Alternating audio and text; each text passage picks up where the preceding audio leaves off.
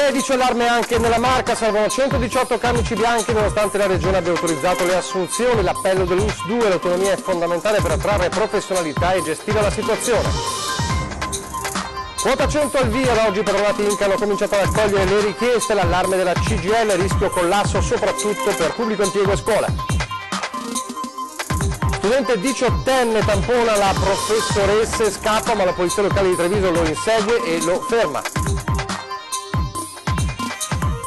Falsi vini DOP e IGP, blitz dei carabinieri del NAS, numerose cantine del nord-est, anche nel Trevigiano una decina di indagati per frode, l'indagine è partita a Pordenone. Processo Rubiter, le dichiarazioni rilasciate poco prima di morire con suicidio assistito in Svizzera dall'ex legale Veneto della ragazza hanno spinto la Procura di Milano a nuove indagini.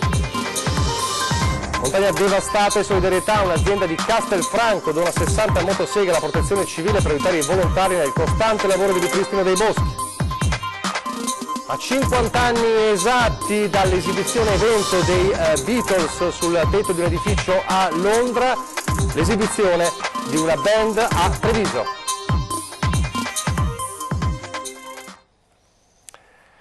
Telespettatori di Antena 3, buonasera, buonasera e ben trovati. L'edizione trevigiana, scusate, dei nostri telegiornali, e dunque in primo piano c'è la questione sanità, con un allarme lanciato simultaneamente dalle varie ULSS oggi in Veneto proprio sulla carenza dei camici bianchi. Anche a Treviso l'allarme lanciato dall'ULSS 2 con le cifre quindi la richiesta che riguarda soprattutto un coro unanime, quello di arrivare prima possibile tra le varie cose all'autonomia per poter gestire meglio una situazione e anche per attrarre più professionalità. Sentiamo. La Regione autorizza puntualmente le assunzioni, ma trovare medici specialisti è un'impresa. Snocciola i dati il direttore generale dell'ULSS 2, Francesco Benazzi, per tracciare i contorni di una situazione a dir poco complicata. Nei 6 ospedali della provincia mancano complessivamente 118 medici, e questo malgrado concorsi, bandi, avvisi, anestesia, ginecologia, neuropsichiatria infantile, oncologia, radiodiagnostica, alcuni dei settori più in sofferenza. Le scuole sfornano pochi specialisti e nell'accaparrarseli le ULSS venete devono vincere la concorrenza del privato e anche delle regioni a statuto autonomo. A Bolzano un medico guadagna mediamente 4.200 euro al mese, a Treviso 2.500. Dobbiamo essere più attrattivi. Cosa fare? Beh, basterebbe l'autonomia senza mandare messaggi strani. Lo dico sempre, Bolzano ha la possibilità di essere attrattiva perché ha la possibilità di pagare di più i propri collaboratori. Questa è la prima cosa. La seconda cosa, dobbiamo ovviamente cercare di cambiare, di mutare il sistema universitario, quindi dare la possibilità a chi si è laureato in medicina di poter accedere alla specialità lavorando all'interno degli ospedali. La terza cosa, puntare sempre di più all'eccellenza, quindi di avere dei direttori di unità operativa complessa che per la loro capacità e la loro professionalità attirano i giovani medici. Meno drammatica la situazione degli infermieri. 175 le assunzioni autorizzate dalla Regione ed effettuate dall'ULSS, che può attingere da un concorso che si sta concludendo, a cui si sono presentati in più di 1000. Problema più complesso per gli operatori sociosanitari. Dei 94 da assumere ne sono stati trovati per ora solo 65. In questo quadro già delicato entra a gamba tesa l'incognita quota 100. Potenzialmente sono 142 i professionisti che potrebbero decidere di andare in pensione. Noi confidiamo, anche perché i nostri professionisti sono molto legati all'azienda e al loro lavoro, che di questi veramente pochi aderiscono a quota 100, tenendo anche conto che gli stessi dovrebbero poi rinunciare per 2 anni a fare la professione del medico, e nessun medico, visto che ha fatto una scelta etica, credo sia così propenso a evitare di lavorare 2 anni nella professione che ha sposato, proprio perché è una professione tra virgolette diversa rispetto alle altre.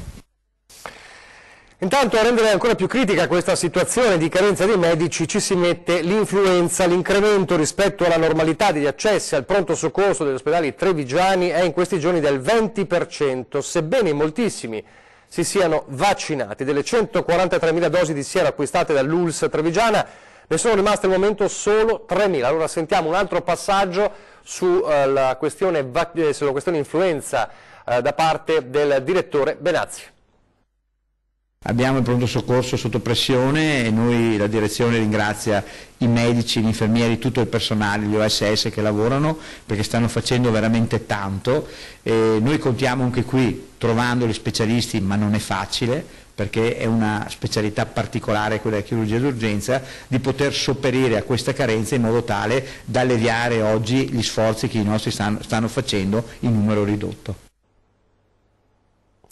E adesso parliamo di quota 100, l'aveva accennato proprio Benazzi nel primo servizio. Da oggi in modo concreto il sistema di quota 100 è partito e con esso quindi anche le domande di pensionamento presentate a sindacati e patronati. Abbiamo fatto un giro proprio al patronato Inca della CGIL di Treviso. Ma lei avrebbe già maturato i requisiti per andare in pensione? Io a 62 anni ho preso i requisiti e adesso... Perché no? Perché lavoro ancora e guadagno di più. A questo signore di quota 100 non interessa poi tanto, lavora e vuole continuare a farlo, ma non tutti possono dirsi così fortunati. Negli uffici di CAF e sindacati, qui siamo alla CGIL di Treviso, è iniziato oggi il via vai degli aspiranti pensionati, intenzionati ad andare in pensione con il neonato sistema di quota 100. La procedura è uscita ieri e quindi da oggi diciamo che le domande possono essere inoltrate attraverso il canale telematico.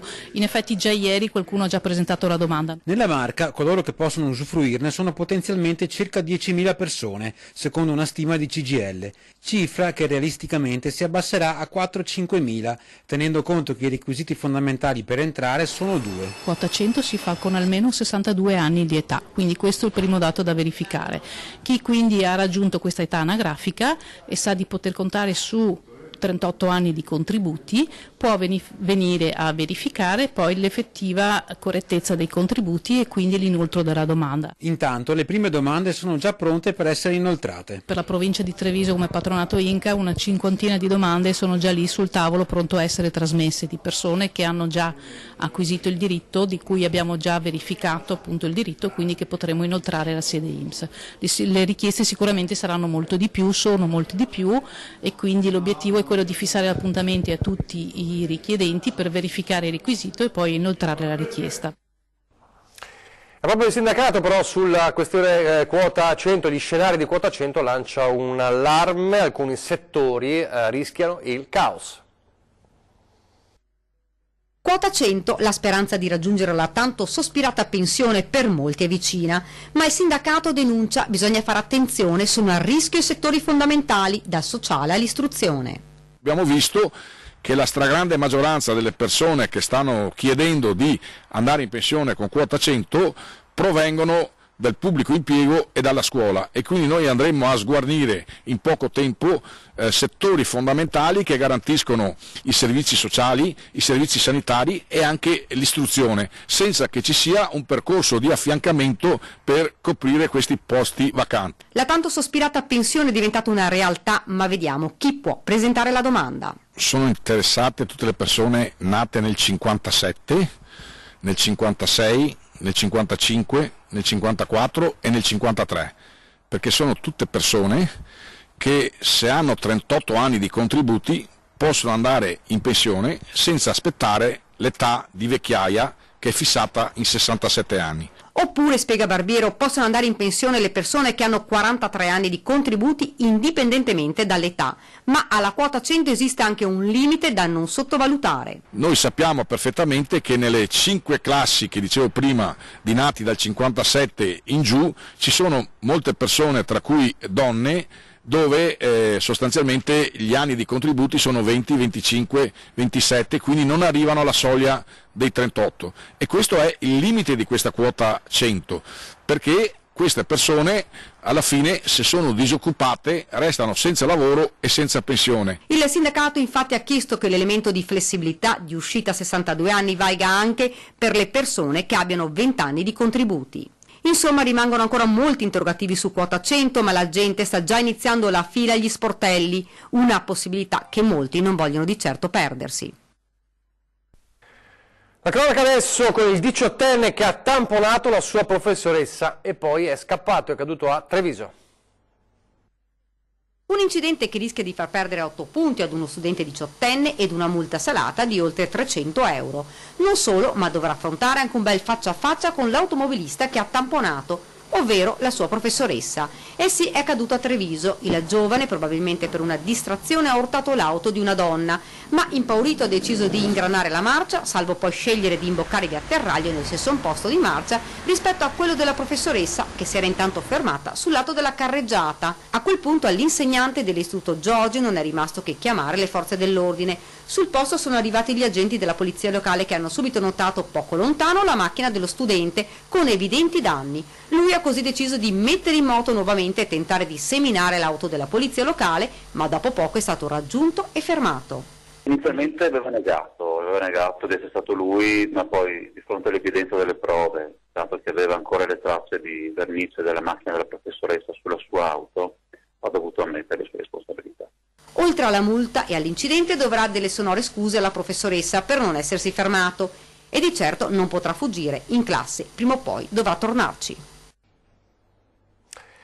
Parliamo adesso del processo Ruby-Ter, il processo che vede imputato, come sapete, anche Silvio Berlusconi. La Procura di Milano ha aperto nuove indagini e lo ha fatto in base alle dichiarazioni rilasciate poco prima di morire, a dicembre, con suicidio assistito in Svizzera, dall'ex legale veronese con residenza a Treviso della ragazza. Sentiamo.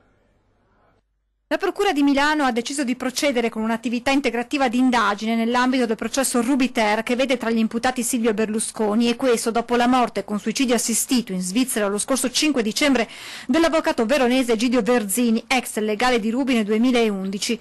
Il legale, che aveva spostato la sua residenza a Treviso, prima di partire per la clinica aveva rilasciato all'ANSA una dichiarazione in cui parlava di un pagamento di 5 milioni di euro dall'ex premier a Ruby tramite una banca di Antigua. Dichiarazioni che il legale di Berlusconi, l'avvocato Ghedini, definì totalmente destituite di qualsiasi fondamento. Verzini, nel momento in cui rilasciò questo memoriale, spiegò di aver deciso di rinunciare all'obbligo del segreto professionale sul caso per un dovere etico e morale. Dopo queste parole, da quanto si è appreso, l'avvocato da tempo ammalato sarebbe andato in Svizzera e su sua richiesta la notizia della morte è stata rivelata solo un mese dopo. Alla luce di quelle dichiarazioni, il procuratore aggiunto Tiziana Siciliano e il pubblico ministero Luca Gaglio hanno deciso di effettuare attività integrativa di indagine nell'ambito del processo Ruby-Ter, dove verranno depositati gli atti degli accertamenti. Verzini, tra l'altro, avrebbe spiegato di essere in possesso di ulteriori elementi e di informazioni documentate riguardo alle sue affermazioni. Al momento, da quanto trapela, gli inquirenti avrebbero acquisito il certificato di morte e i documenti relativi alla cancellazione dall'ordine degli avvocati di Verona dopo il decesso. La crisi Stefanel si avvicina incontro al Ministero a Roma di venerdì. Mancano poco più di 24 ore al fatidico incontro a Roma tra la Stefanel, le organizzazioni sindacali e il Ministero per lo Sviluppo Economico. Il 1° febbraio forse verrà deciso il futuro dello storico marchio trevigiano, ma le prospettive per i lavoratori non sono di certo buone. Ieri la comunicazione dell'azienda, che aveva annunciato 52 esuberi su 76. Attendiamo il piano industriale per capire che tipo di prospettive, anche se i presupposti sono assolutamente negativi, e siamo profondamente preoccupati rispetto a una situazione che per i lavoratori dipendenti si sta facendo nera. Si parla tanto di difendere il Made in Italy, ma queste operazioni certo non aiutano. Io penso sia necessario fare una riflessione profonda per il nostro territorio, ma in realtà per tutto il Paese, sul famoso Made in Italy, perché noi ci stiamo impoverendo con operazioni come quelle di Stefanel, impoverendo di qualità. Noi siamo famosi in tutto il mondo per la moda, per lo stile e via dicendo, e assistere a storie come quelle di Stefanel è una situazione che deve far riflettere, perché dobbiamo decidere tutti assieme, politica, istituzioni, sindacato, impresa, cosa vogliamo fare e come si produce il Made in Italy in Italia. Intanto questi sono giorni difficili per i lavoratori, che hanno già dato mandato all'RSU di amministrare un pacchetto di 20 ore di sciopero. Nel frattempo è già stata introdotta la riduzione di lavoro, ma se il 1° febbraio le notizie dovessero confermare il numero di esuberi, il sindacato è pronto ad altre iniziative. La politica e la tenuta del governo. Il governo lavora seriamente sull'autonomia delle regioni Lombardia, Veneto ed Emilia Romagna, ma deve salvaguardare la coesione nazionale e sociale. Lo ha detto oggi il Premier Giuseppe Conte, incontrando gli imprenditori in Asso Lombarda, ricordando che la questione è nel contratto di governo, ma non è solo la questione autonomia e il percorso accidentato dell'autonomia a assaggiare la tenuta del governo, c'è anche il caso di Ciotti. Potrebbe succedere che si torni al voto quanto prima, anche perché ricordo che Matteo Salvini non agisse da segretario della Lega ma agisse da ministro, e nei compiti del ministro chiudere i porti. Per il segretario della Lega del Veneto D'Arè, se i 5 Stelle faranno quanto annunciato, ovvero voteranno a favore del processo nei confronti del vice premier Salvini per il caso della nave Diciotti, questo potrebbe rimettere in discussione l'accordo di governo tra il Carroccio e i 5 Stelle. Sulla stessa linea anche il governatore del Friuli Venezia Giulia, Massimiliano Fedriga, che ha dichiarato: se il Movimento 5 Stelle vota sì, si ridiscute tutto, replicando al sottosegretario all'interno, il pentastellato Carlo Sibilia, che ha ribadito che nel caso la vicenda Prodi in aula i 5 Stelle voteranno a favore. Intanto questa mattina alle 11 si è riunita la Giunta per le immunità. Dopo un'ora e mezza il presidente Maurizio Gaspari ha proposto di concedere 7 giorni al ministro dell'interno per essere audito o per presentare una memoria difensiva. In un clima politico dunque sempre più acceso anche all'interno della stessa maggioranza di governo arrivano le parole del Presidente del Consiglio Giuseppe Conte, che ha assicurato alla stampa che non ci sarà nessuna ripercussione sull'esecutivo, anche perché questo accordo, ha spiegato il Premier, nasce da un contratto di governo che si sta sviluppando con piena coesione e concordia tra le parti. Non c'è quindi nessuna divergenza anche in questo caso. Una vicenda, quella che va inquadrata, non mi ripeto, nell'ambito di una politica specifica che il governo sta realizzando e perseguendo nel campo dell'immigrazione, e quindi è un caso che non va letto isolatamente rispetto a questa prospettiva di politica e quindi di azione di governo. Per quanto riguarda invece quello che decideranno i senatori pentastellati, il Presidente del Consiglio ha voluto chiarire. Non voglio mettere fretta a nessuno dei senatori, hanno tutto l'agio di fare le loro riflessioni e di assumere le loro decisioni. Scintille, altre scintille, ma stavolta torniamo alla politica locale tra Treviso e Casier. Dopo il tavolo tecnico questa mattina in Regione, sul tavolo c'era il Terraglio Est. Terraglio Est, nuovo tavolo in Regione con la conferma da parte dei comuni coinvolti direttamente o indirettamente nell'opera della volontà di portare a compimento l'ultimo tratto tra Dossone e Sant'Antonino secondo un progetto condiviso e con caratteristiche il meno impattanti possibile. Essenzialmente Casier e Treviso, ma con allargamento anche a Silea, Preganziol e Casale, di andare avanti con una progettazione definitiva del secondo stralcio del Terraglio Est. Finalmente c'è una condivisione della visione politica di questo progetto. Tutti siamo d'accordo che il Terraglio Est sia un'opera necessaria. Credo che sia un grande risultato che da anni non si riusciva ad ottenere, quindi oggi la direzione è tracciata. Tavolo tecnico anticipato, sottolineano da Casier, da un confronto politico, ma a fronte della presenza di Guardati e dei sindaci di Silea, Casale e Preganziol, Treviso era presente solamente con una dirigente e questo al vice sindaco proprio di Casier non è andato giù. La partenza del tavolo tecnico era subordinata ad una ridefinizione politica degli obiettivi, perché i tecnici lavorano su un indirizzo dei politici. Su quel tavolo mancava Treviso, quindi è stata come una sposa che non è il suo sposo, perché gli unici comuni interessati direttamente erano proprio Casier e Treviso. Quindi tutti ci si aspettava la presenza di Treviso al tavolo. Dico al vice sindaco Guardati di aggiornarsi, nel senso che l'amministrazione, quella delle contraddizioni, non c'è più da giugno del 2018. Questa è l'amministrazione che ha ben chiaro la volontà politica di andare avanti con il Terraglio Est e i nostri tecnici sono assolutamente in linea con questa amministrazione e sanno bene qual è il risultato da portare a casa. Pochi istanti di pubblicità, torniamo subito.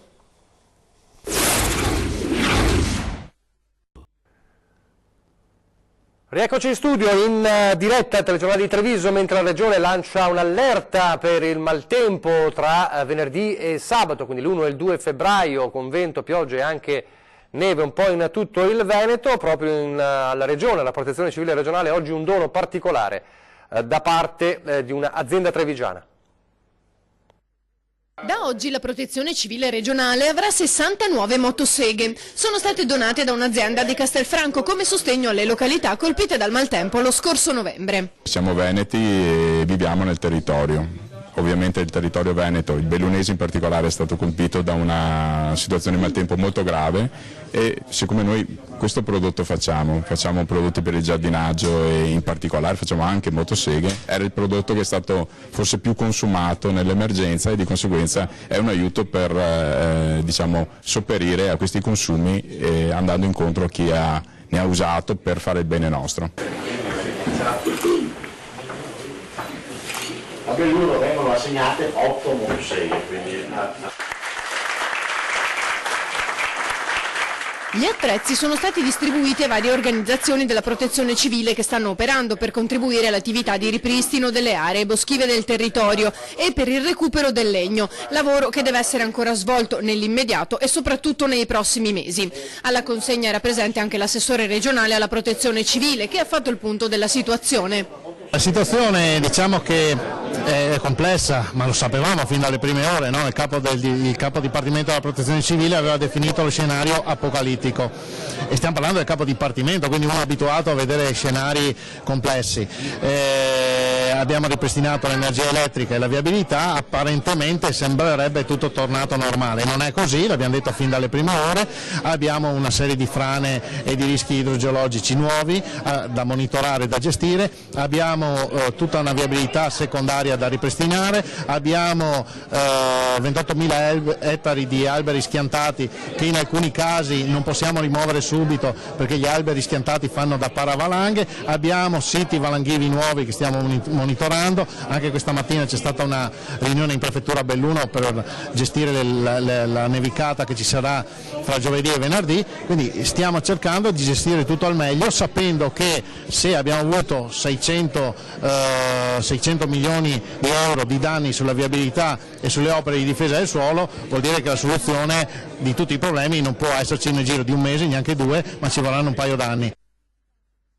Anche Treviso tra le province dove è scattato il blitz del NAS, partito dai carabinieri del NAS di Udine sul frodi per falsi vini DOP e IGP, una operazione scattata da Pordenone, decine di perquisizioni tra le province del nord-est, appunto anche Treviso, una decina gli indagati del NAS in tutto il Triveneto.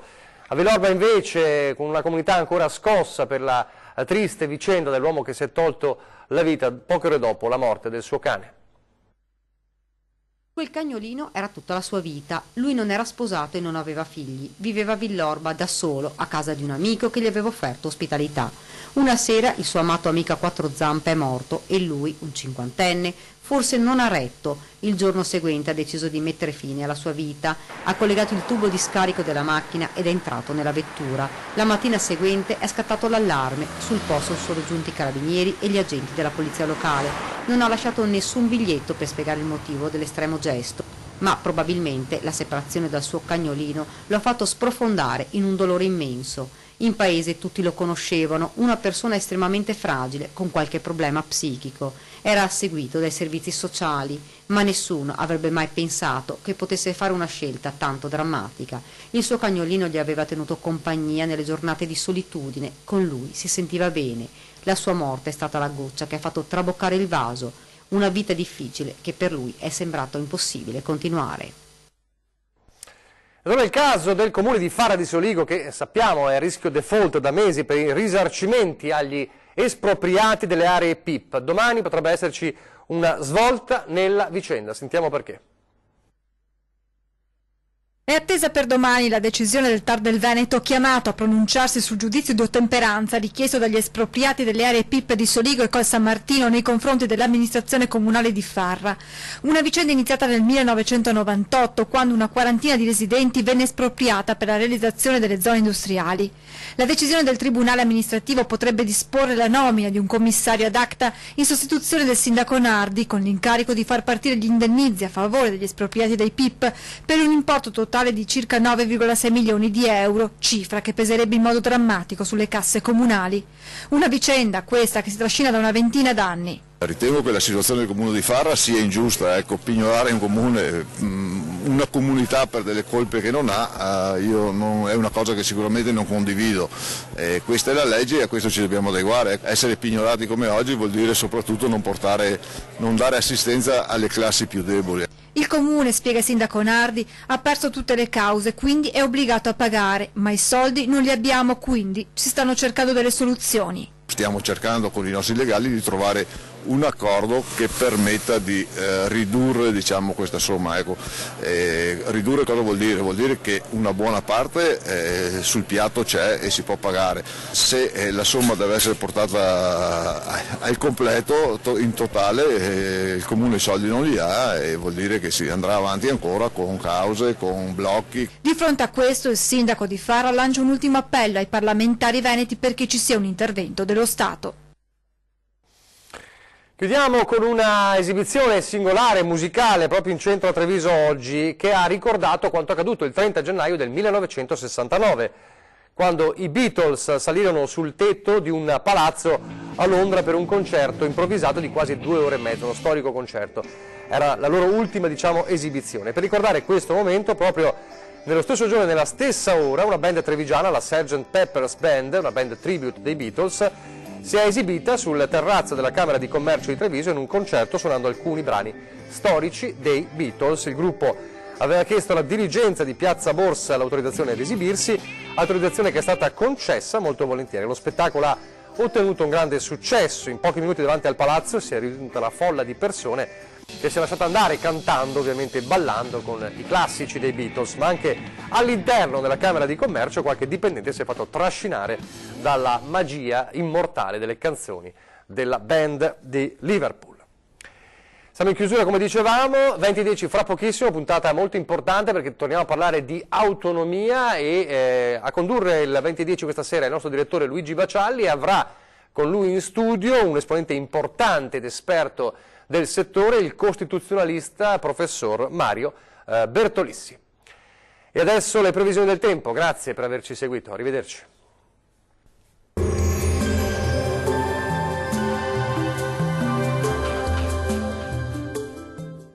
De Fabri presenta Isola Tutto, il kit fai da te per isolare il cassonetto di casa tua da caldo, freddo, spifferi e rumori. Non necessita di opere murarie.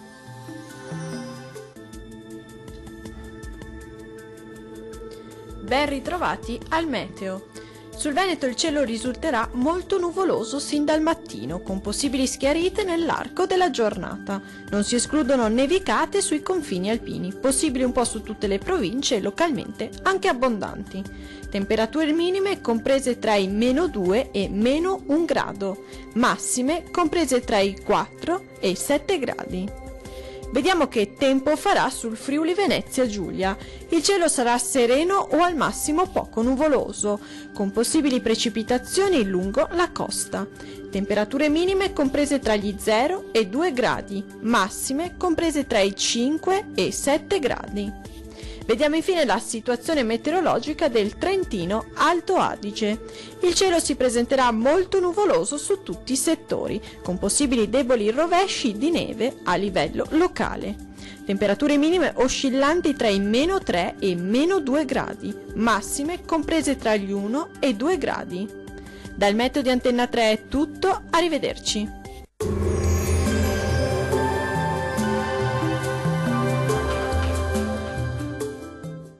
De Fabri presenta Isola Tutto, il kit fai da te per isolare il cassonetto di casa tua da caldo, freddo, spifferi e rumori. Non necessita di opere murarie.